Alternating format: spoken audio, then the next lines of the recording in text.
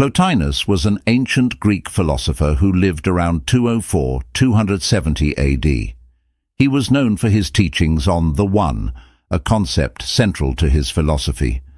The One, according to Plotinus, is the ultimate reality, the source and principle of all existence.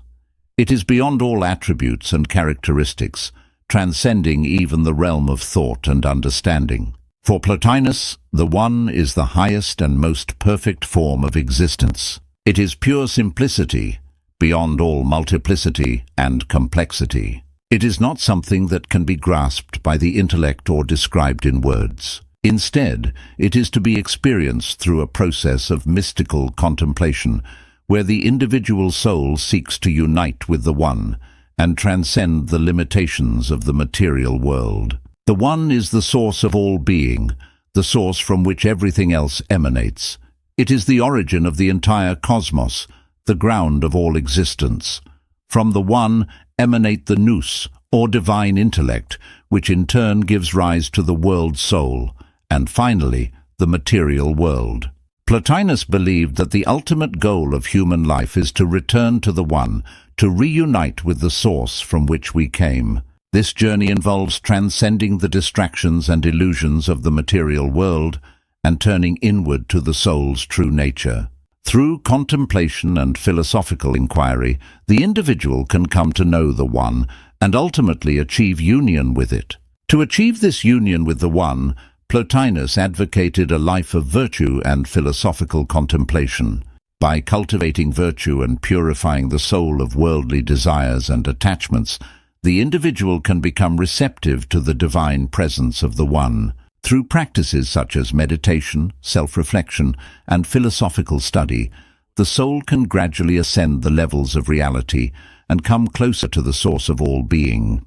In Plotinus' philosophy, the One is often likened to a shining light that illuminates all things without being diminished itself. It is the purest form of existence, beyond any form of division or differentiation. Just as light emanates effortlessly from the sun, the existence of all things emanates effortlessly from the One. This emanation is not a process of creation in the conventional sense, but rather an overflowing of the One's infinite abundance. For Plotinus, the journey towards the One is a return to the source, a movement of the soul back to its origin. The soul, which originates from the One, has become entangled in the material world through its attachment to the body and the senses. Through philosophical contemplation and spiritual practice, the soul can gradually disentangle itself from the material realm and rediscover its true nature.